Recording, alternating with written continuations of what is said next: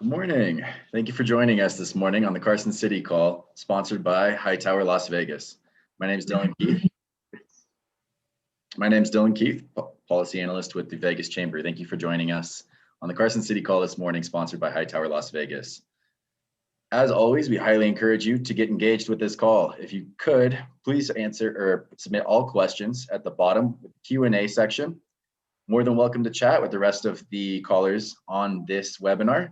As well as if you'd like to raise your hand, please do so. And at the end, we will answer all questions and we'll get to them as soon as possible. Please unmute yourself on your end, and then we will get to your question. With that, I would like to introduce Mr. Hugh Anderson, Chair of the Government Affairs Committee. Many thanks, Dylan. As we begin the legislative session, there are many proposals that, if they pass, will be harmful to our employers and small businesses.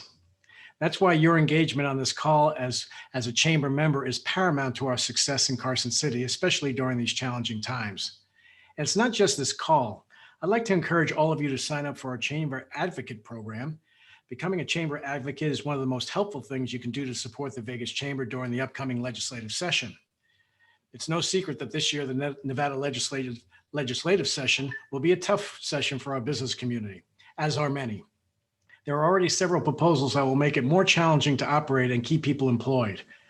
As a chamber advocate, you will help amplify the chamber's voice by sharing with lawmakers in our community the real impacts a proposal will have on your business and your employees. So for more information, please visit vegaschamber.com to sign up. Another way to stay informed during the session is to make sure you engage in important chamber communications. In addition to this monthly Carson City Call, there's a bi-weekly Paul Call exclusively for President's Club and advocacy members. Additionally, the Chamber sends out the rundown every Friday during the session with the latest legislative news. And periodically, we issue calls to action for you to engage. Those call to actions are vital. That means that we need you to pick up the phone, send an email, but contact your legislator and let them know that you heard what they're doing and you have concerns, or you're in support. Either way, your engagement has a profound impact on our success in helping protect our business community. So please go to vegaschamber.com to learn more about these valuable chamber resources. And with that, I'll turn it over to Paul Moradkhan, our Senior Vice President of Government Affairs. Paul? Thanks. Thank you, Hugh. And again, thank you for Hightower Las Vegas for once again being the sponsor of the Carson City Call, which allows us to provide this type of programming to our members through the legislative session. So thank you, Hugh, for your support for the program. As Hugh indicated, these monthly calls are designed for chamber members to hear the latest from the chamber regarding what's happening in Carson City during the legislative session. So these will be every month, the first Tuesday at 11 a.m. Registration is available at vegaschamber.com for the entire session. So please do register for these upcoming webinars. So we'll start with an update of what's happening in Carson City. As everybody knows, the legislative session did begin yesterday. And so we will now count down the 120 days till the end of session, which is scheduled for May 31st, June 1st at 12:01. Right now, it is virtual access only by the public. They are working right now in their committee rooms to organize for virtual committee hearings. Several of the committees have met this morning: Senate Finance and Assembly Ways and Means. This afternoon, you'll have Revenue and you'll have Leg Ops. And then tomorrow, you'll start seeing the Judiciary Committees having hearings on a few of the bills. But typically in the first week, though, most of the hearings are focused on budget presentations, committee organization, rule adoption, a lot of the organizational components. Very few hearings on bills. You'll typically see that a lot in the second week of the session as we move through the 17 weeks of the legislative session. We do anticipate that there will be fewer bills than usual heard because of the virtual session. Logistically, there will be some challenges and different optics of how it works in compared to previous cycles. Dylan is our staff liaison for the Chamber Advocate Program, and he'll be talking a little more about that later in today's call, about how you, our members, can get involved with the virtual legislative process. The Chamber did yesterday release its legislative mission for the 2021 legislative session. The theme this year is Recover, Rebuild, Reinvent Nevada Together. We took this approach from the Chamber, working with our Government Affairs Committee and our leadership at the organization, that we thought it was important to focus on four main themes for this session. One, it's important for the state and for all of us to do a look back and also look at where we're currently at as an economy, as a state, as we deal with the COVID-19 pandemic and how it's changed Nevada within the last year.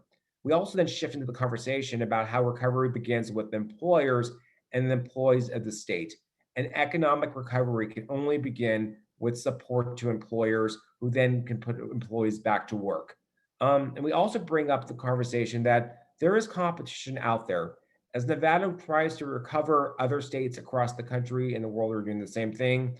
And we have competition from other states that are not only competing against our business climate, but also going after our core industry of hotel, tourism, and convention trade. For example, Florida, Orlando, Miami have been very aggressive during the pandemic in this area. So is Texas. As another example of states they're going they're going after our convention trade. And we want to be cognizant that if we don't put our efforts out there to reopen in a safe manner, we could lose sectors of the trade show industry permanently to these other states. And then, of course, the Chamber is committed to you, our members, the employers, and the employees of the workforce. Nevada's thousands of employers employ over 1.1 million workers, which is significant in our state. 1 out of 5 are members represented through the Chamber of Commerce.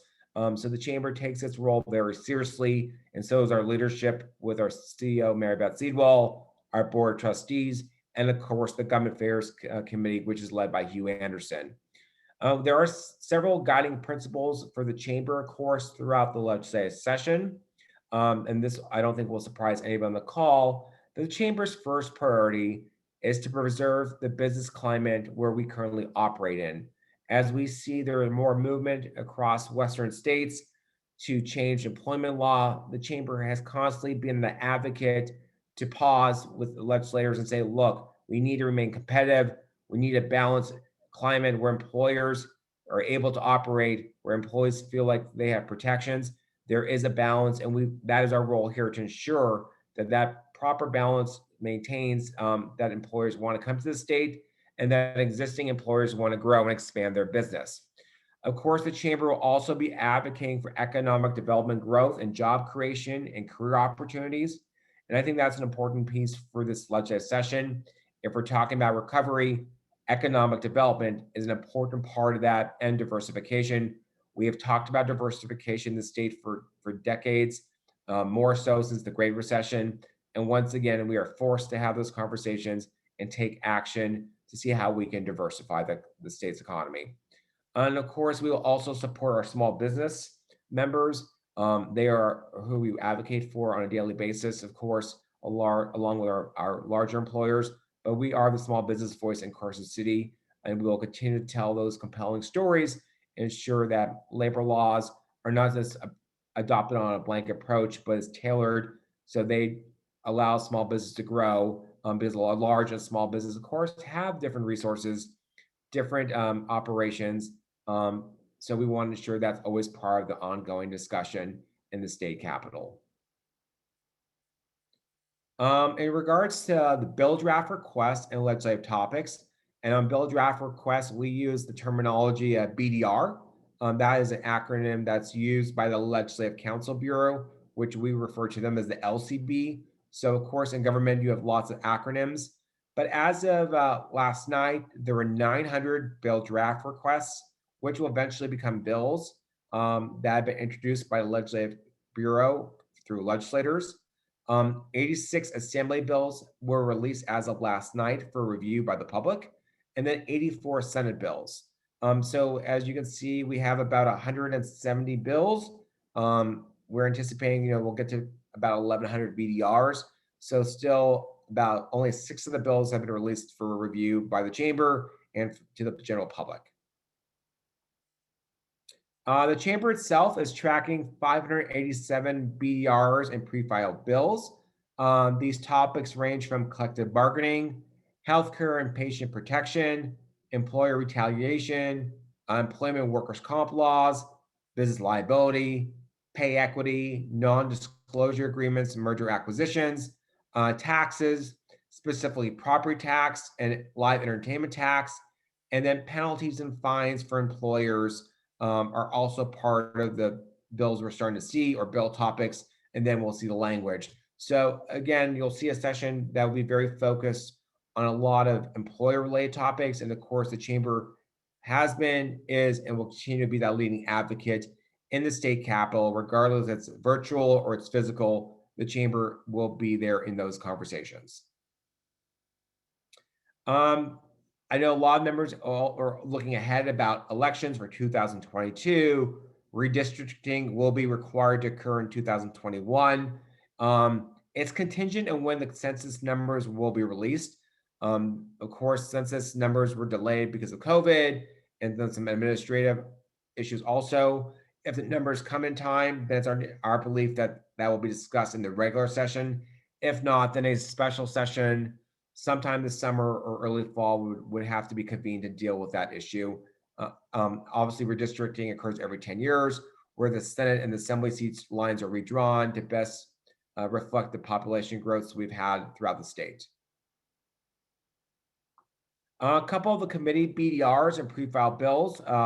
As I mentioned, out of the 587 that we're tracking, you can see a few here that we're already watching and tracking some BDRs and bills in Assembly, Commerce, and Labor. AB 47, it's a bill by the by the Attorney General's office. It deals with non-compete clause. It deals with merger and acquisitions, and it deals with health provisions. It's a very large bill with 3 different components within the same chapter of NRS, which is Nevada Revised Statutes.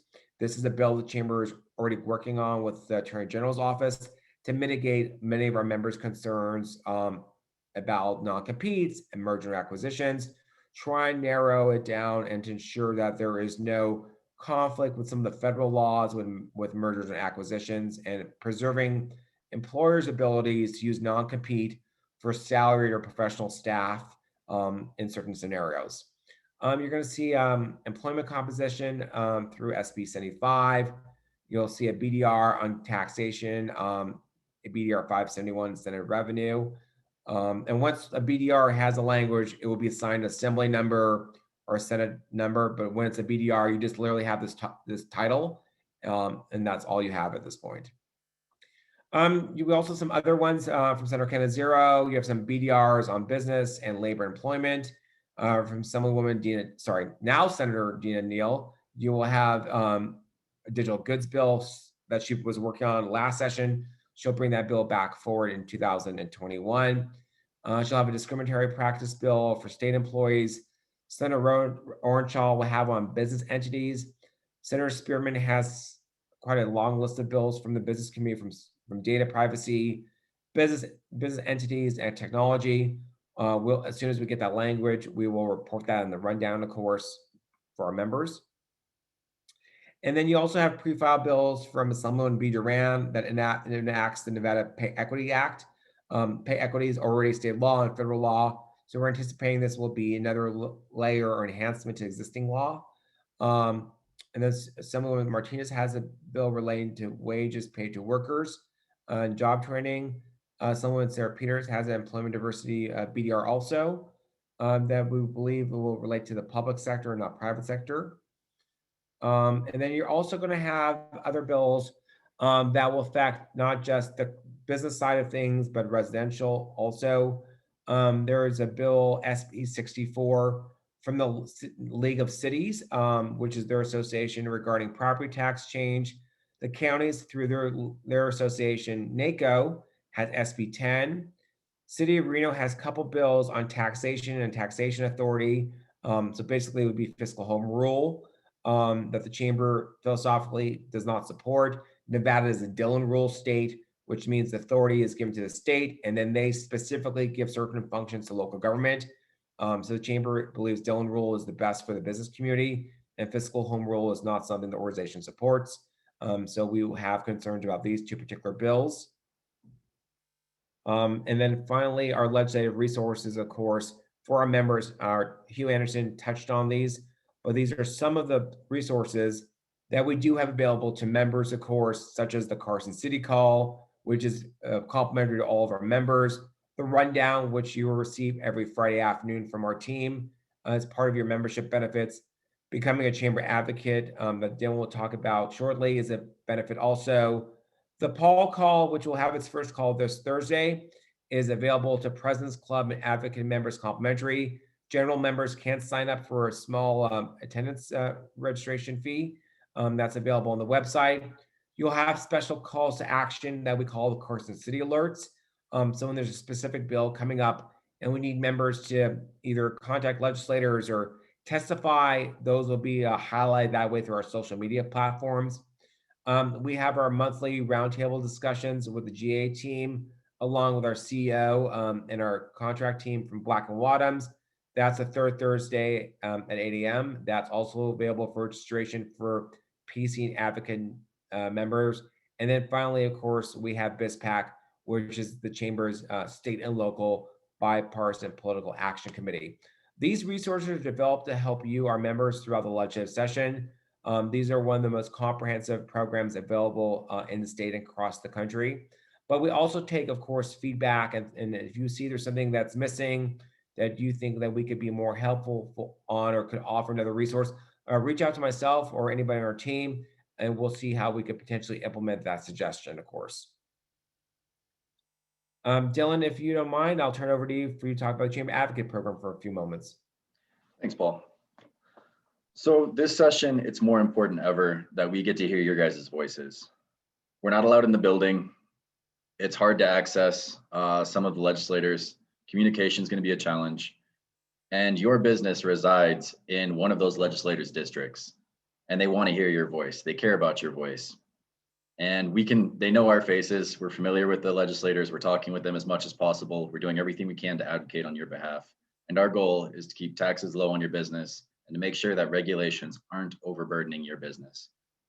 To do that, we definitely need your help this session. If you want to become a chamber advocate, we ask that you come and help us, send emails to your legislators, write letters, testify. We'll give you all the talking points. We'll walk you through the bill, what it means, and how it's either going to help or burden the business community.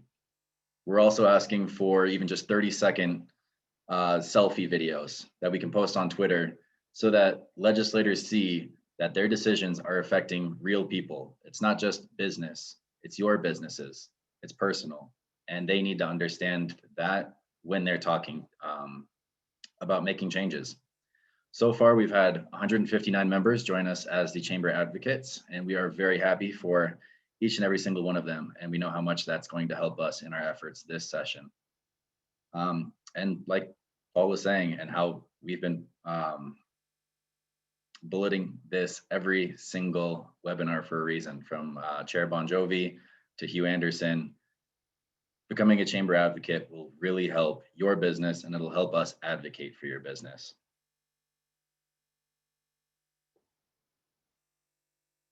Great, thank you, Dylan. And Dylan is your staff liaison on the Chamber Advocate Program. So you can email him at dkeith@vegaschamber.com or give him a call and he'll walk you through the program. Registration, to Dylan's point, is available at vegaschamber.com. So if you haven't had a chance to sign up yet, the form literally takes a minute to fill out. And we would love to have you participate in the process and join us virtually for this year's legislative session. Thanks, Paul. No, thanks, Dylan. So actually, Dylan's going to give everybody an update on the Southern Nevada Forum. Dylan has been the staff coordinator on the forum, and he'll provide members a brief update about some of the legislation that we are starting to see introduced that was a result of the work of the forum. So Dylan, I'll turn it back over to you. Thanks, Paul. So for a quick background of the Southern Nevada Forum, it's a partnership between the Chamber, the City of Las Vegas, as well as the Speaker's Office.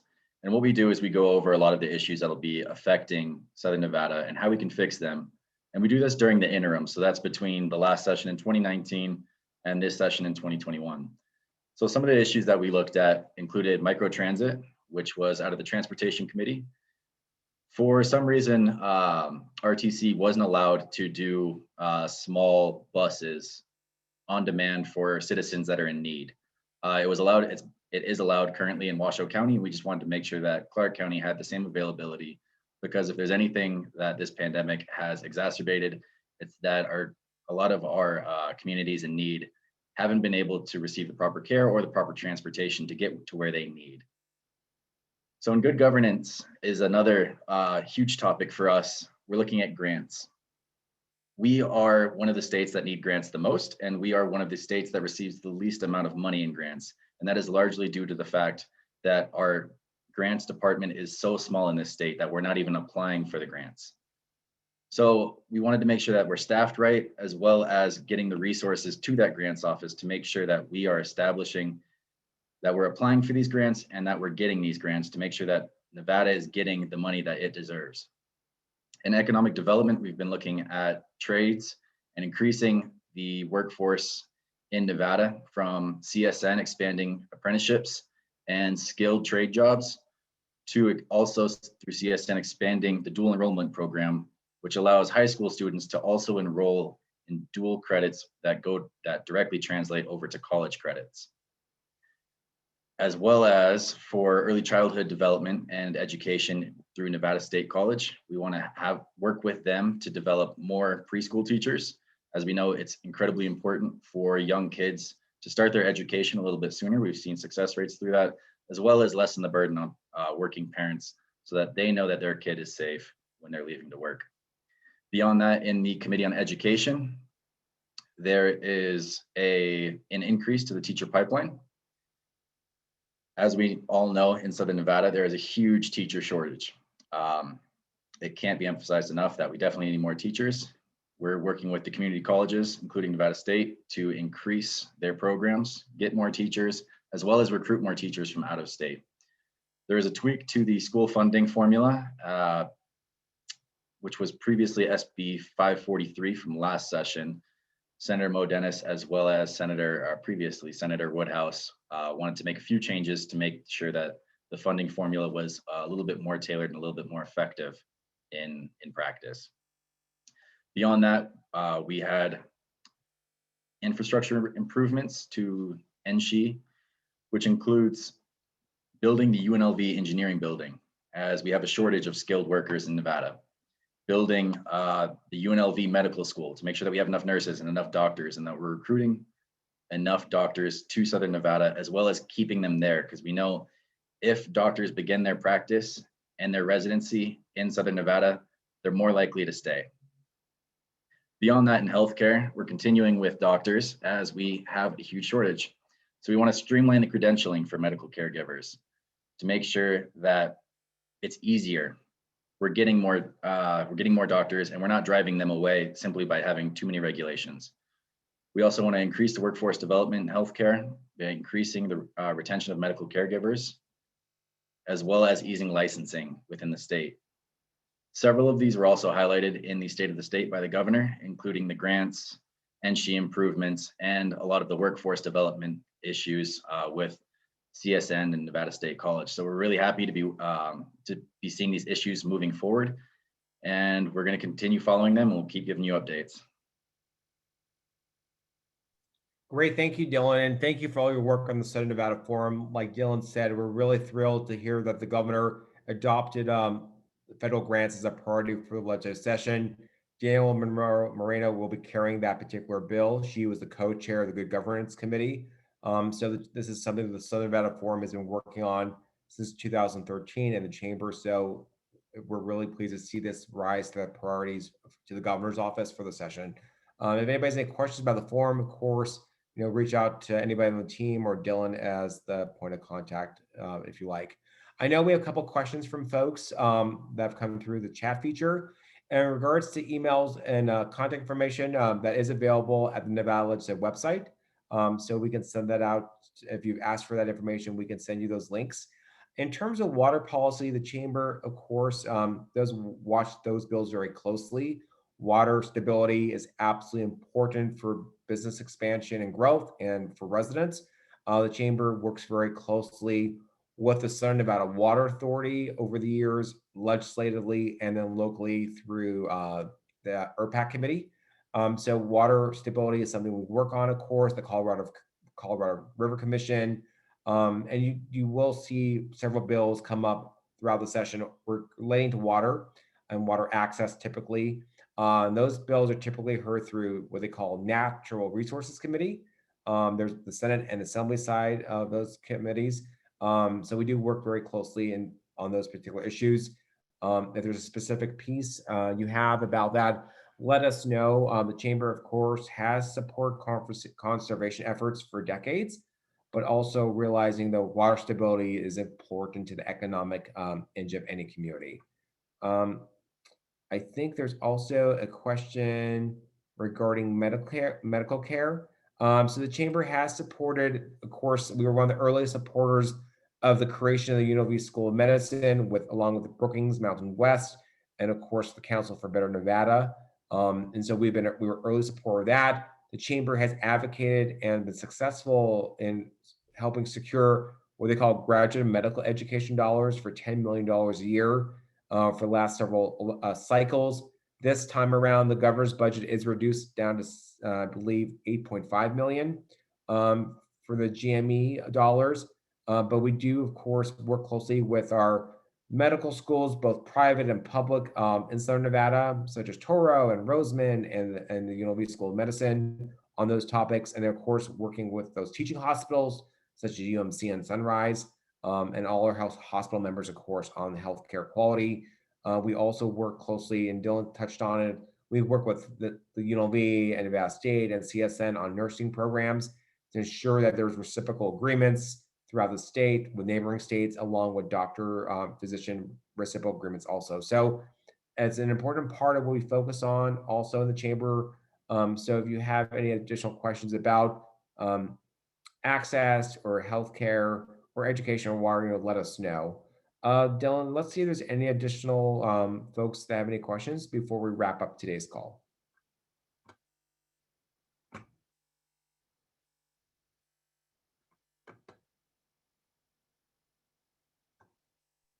I'm not seeing any attendees with their hands up, so I think that should wrap it up.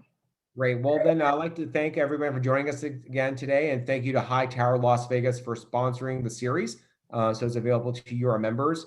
If you have any questions and would like to reach out to myself or the team, my email is pmoradkhan@vegaschamber.com. My cell number is 702-810-9124. And Dylan can provide his information also. Yep, and with any questions with the Chamber Advocates or Southern Nevada Forum, I'm happy to help in any way possible. Please reach out at 702-833-0081 or email me at dkeith, that's DKEITH, @vegaschamber.com. And thanks for joining us. Well, absolutely. If you have any follow-up questions, feel free to follow up us. And thanks to everybody. Stay safe, and we'll talk to everyone shortly. Have a great afternoon. Take care.